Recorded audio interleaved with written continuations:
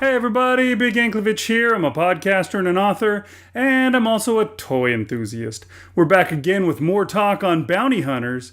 This is Big Yankovic on toys. Last week we talked about the bounty hunter B team. Today, it's A-team time. If you have a problem, if no one else can help, and if you can find them, maybe you can hire the A-team. Sorry, Hannibal, Murdoch Face, and B.A. Baracus will not be making an appearance tonight. Instead, it's Boba Fett, Bossk, and IG-88. Last week, we talked about the lesser-known and less respected bounty hunters Zuckuss, 4LOM, and Dengar. In fact, they got so little respect that when Kenner made the original figures, they mixed up the names for 4LOM and Zuckuss. Here's Imperial TIE Fighter pilots, AT-AT Commander, and Zuckuss. All new. Now you can get this new 4LOM action figure free for 5 proofs of purchase from any Star Wars action figure. It should have been obvious. Droids in Star Wars were always given names that were combinations of letters and numbers. One is a droid, and one is not. Easy to guess who is 4LOM, but they didn't fix it until 1989. Presumably because who cares, right? I mean, they're B-teamers. They're lucky to have real names at all. They could have just gotten names like Squid Head, Yak Face, or Walrus Man. But yeah, today we're talking the heavy hitters, the starting lineup, the special forces. Not 98 Degrees, or even NSYNC. We're talking the friggin' Backstreet Boys. Backstreet's back, alright. When I was a kid, I don't think I could have told you who Zuckuss, 4LOM, or Dengar were. But I certainly knew who Boba Fett, Bossk, and IG-88 were. They were the cool kids. Because they were cool, they came out as Black Series figures years ago. Within the first few years of the line, all 3 of them came and went. The demand for them came as well, but that never went. If you'd been one of the lucky ones to have found Boba Fett, Bossk, or IG-88 in the wild, you could have resold them on eBay for triple or quadruple their original value. They were valuable enough that Chinese knockoffs started appearing on the scene to claim some of that money and knock the bottom out of that secondary market.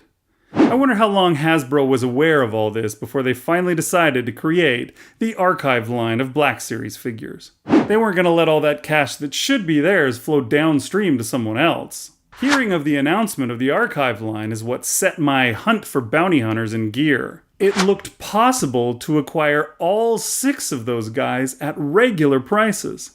Well, except Zuckuss, who cost $5 more. The day after New Year's, I was at Walmart with my 6-year-old to get some bacon. I love bacon, and it's so good for you, too. Before we left, I took my son over to look at the toys.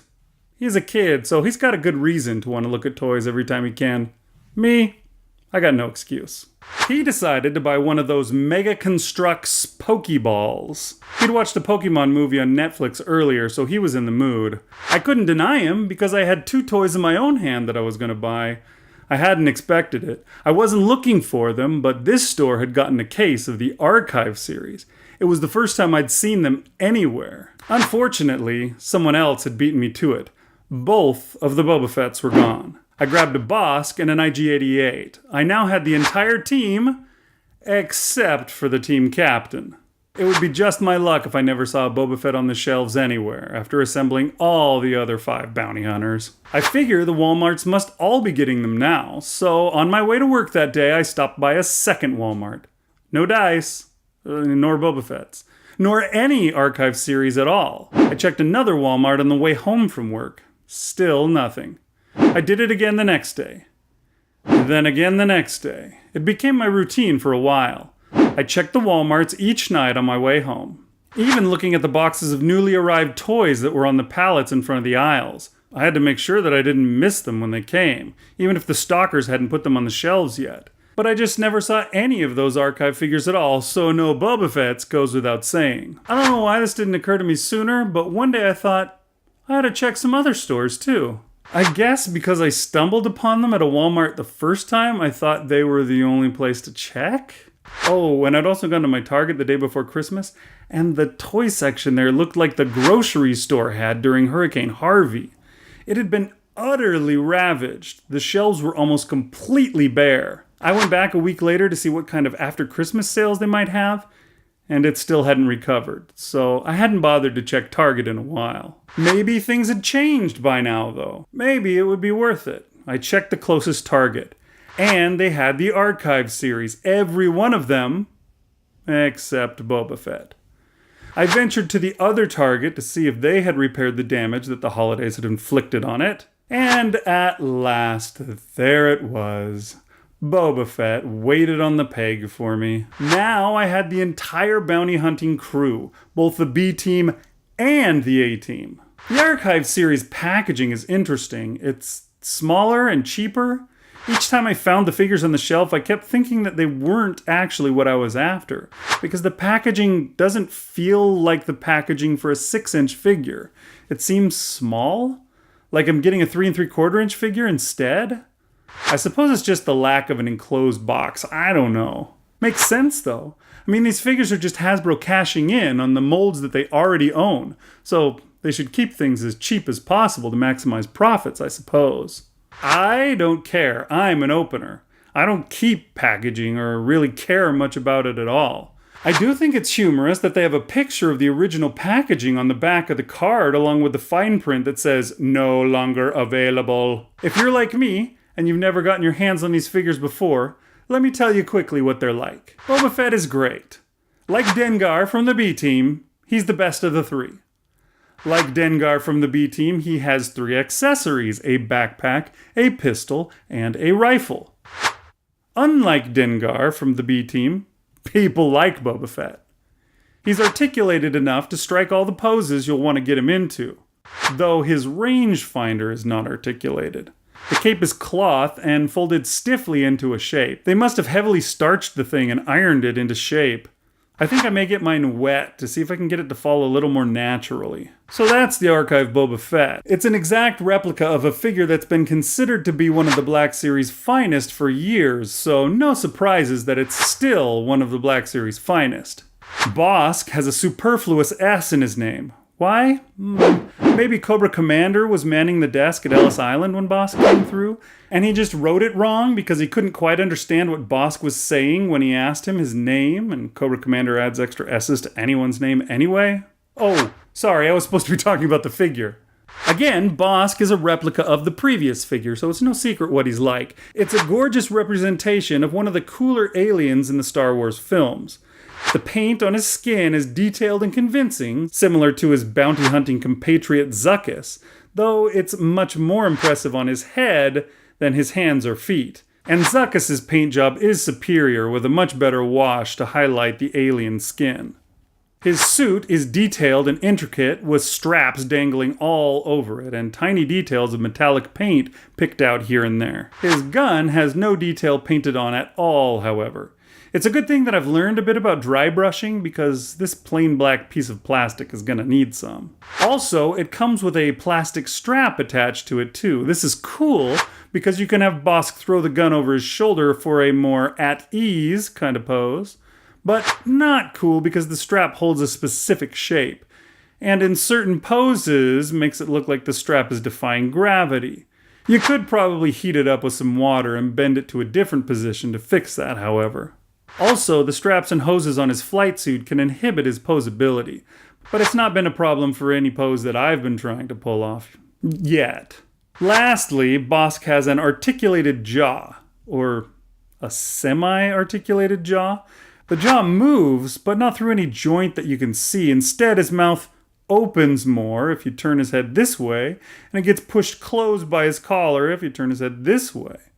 It's not terrible, but it's not great either. Seems like a missed opportunity to make something cool. They eventually got it right with the Gamorrean Guard, though.